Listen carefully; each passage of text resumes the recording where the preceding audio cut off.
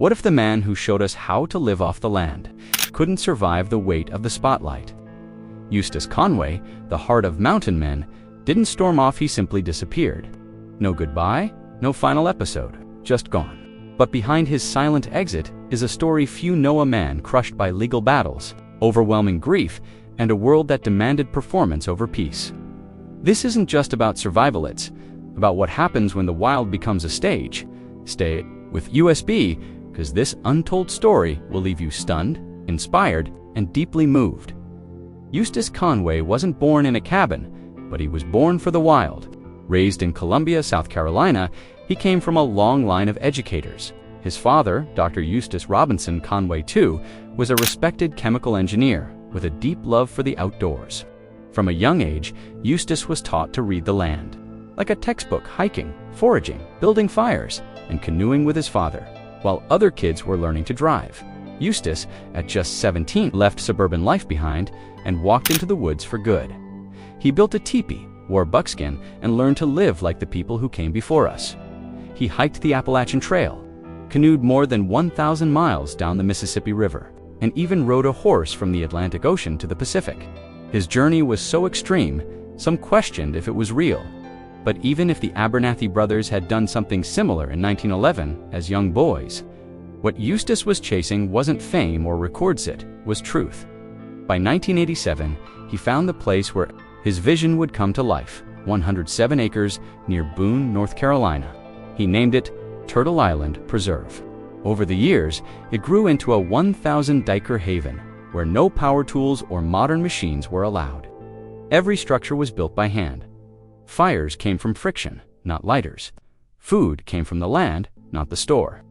And those who visited didn't just watch nature, they became part of it. He called it simply real. No Wi-Fi, no plastic, no gimmicks. Just earth, hands, and heart. At Turtle Island, people learned how to reconnect with the world and themselves. And for Eustace, it wasn't about performance, it was about purpose. But in 2012, everything changed. The History Channel launched a new show, Mountain Menand. Eustace Conway became an overnight sensation. Alongside two other rugged individuals, Tom Orr and Marty Mayaroto, Eustace stood out. His scenes weren't scripted drama, they were grounded, honest, and almost spiritual. He trained apprentices, built barns, and used horses instead of machines. Two-haul logs. His saying, "Horses can have babies, cars can't," became a viral quote. But fame has a price. That same year, Watauga County officials received an anonymous complaint about Turtle Island. Inspectors arrived and found over 20 buildings constructed without permits. The cabins weren't built with stamped lumber. There were composting toilets, solar panels, and handmade kitchens, none of which met modern building codes. To them, it was a long list of violations. To Eustace, it was home. The county gave him 3 options: bring everything up to code, hire engineers to prove the structures were safe, or tear it all down. For Eustace, none of those were real options. He'd poured decades into this land. It wasn't a business, it was a sanctuary, a classroom, a living philosophy. But the law didn't care. A 78-page report called Turtle Island Unsafe. Apprentices were ordered to leave. Structures were marked for demolition. His life's work hung in the balance, and that wasn't the only battle Eustace was fighting. Back in 2005, during a teacher retreat at Turtle Island, a sling demonstration went tragically wrong.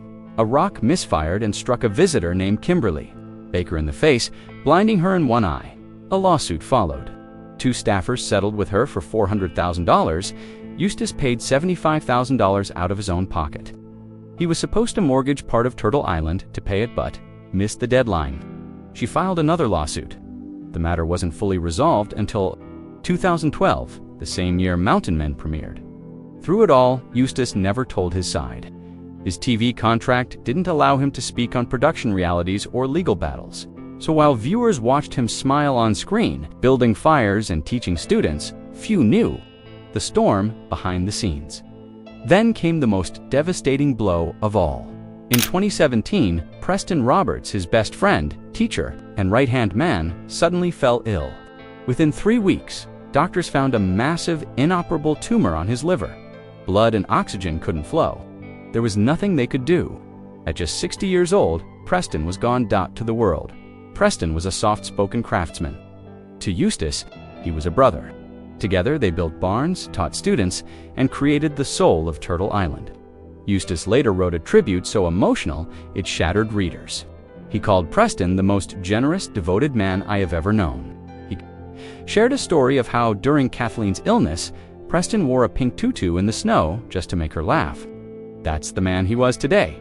Preston's grave rests in the woods of Turtle Island, near the old medicine wheel on Morning Watch Hill.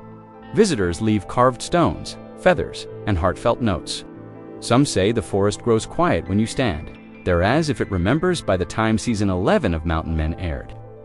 Fans began to ask the one question that had been silently building: where is Eustace? He was barely there. No chopping wood, no teaching apprentices, no voiceovers guiding viewers through the forest life. One by one, episodes passed with hardly a glimpse of the man who once defined the series. Whispers began to grow louder. Was he sick? Had he retired? Was he still mourning the heartbreaking loss of Preston Roberts, his best friend and spiritual brother? Or had the cameras finally driven him into the shadows? The truth was simpler yet more powerful. Eustace Conway didn't walk away in anger. He walked away in clarity. Over time, the cameras, the reshoots, the carefully planned segments had chipped away at what made his life meaningful. The forest doesn't do second takes. The animals don't wait for lighting cues, and neither did Eustace. What began as an honest attempt to showcase a primitive lifestyle had slowly become a production. And Eustace Conway didn't build Turtle Island to be famous. He built it to live. He didn't invite people in to impress them. He did it to teach them, to help them remember. So he stepped back, not from the land, but from the noise. Yet just as he was reclaiming peace, Turtle Island was still under siege. Years of legal battles, government scrutiny, and building code violations had placed the entire preserve on the brink of collapse. Bureaucracy, not nature, had become the biggest threat to his way of life. But the story didn't end in defeat. As news of Turtle Island's shutdown began to spread, the people spoke, and they did so loudly. Letters began pouring into the Watauga County offices from across the country. Former students, nature lovers, campers, parents, politicians, every day. Americans who believed in what Turtle Island stood for, some wrote from places they had never left before, cities and suburbs where Turtle Island had never existed physically, but where its idea had taken root. Others had once been students or apprentices, forever changed by a week in the wild. The public outcry grew stronger. Debates sparked in Raleigh, the capital of North Carolina. Should primitive cabins built by hand, with honor and skill, really be judged by the same standards as city condos? Should sheds and barns built without machines but with soul be labeled unsafe just because they didn't follow the rules of modern architecture? Finally, something rare happened. The system listened. In 2013, the North Carolina General Assembly passed a bill that changed everything. It exempted primitive camps like Turtle Island from modern building codes. Sheds, outhouses, hand-built, barns protected. That same month, the governor signed it into law. And just like that, the preserve rose from the ashes. One hot summer afternoon, not long after, Eustace Conway stood quietly inside the barn that had once been condemned by inspectors. He looked up at the rafters. Then he looked back at them and said just 7 words. "You were born with this wisdom. Pass it on." Today, Eustace still lives on that land. He no longer wears buckskin every day. You're more likely to find him in weathered jeans and a broad-brimmed hat, the kind that keeps the sun off a man who still works from dawn until dusk.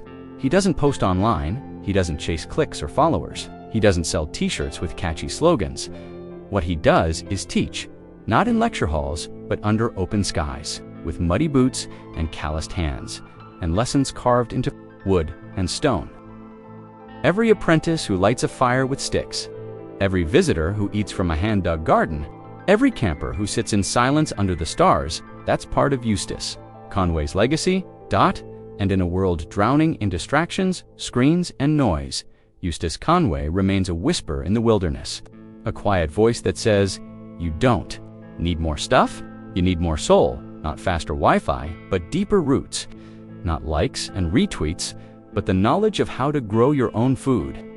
Read the sky, and remember who you were before the noise. He didn't disappear, he just went home. So if this story touched your heart, don't let it fade. Like, share, and subscribe for more journeys into the lives of people who live differently. Because sometimes the quietest lives carry the loudest truths. And Eustace Conway, he didn't disappear, he just went home. Thanks for watching.